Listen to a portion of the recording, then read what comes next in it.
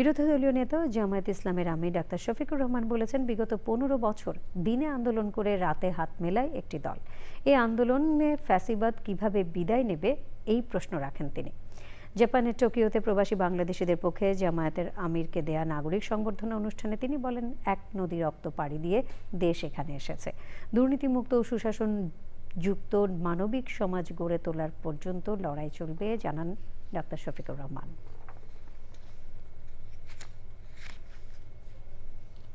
এখন অনেকে কাউকে শিশু বলে, আবার অনেক কিছু বলে। ভাই, এত বড়ই যদি ছিলেন, বুদ্ধাই ছিলেন, এত যোদ্ধাই যদি ছিলেন, তাহলে এই বুদ্ধা যোদ্ধারা মিলে কেন পারলাম না বিদায় দিতে এতদিন?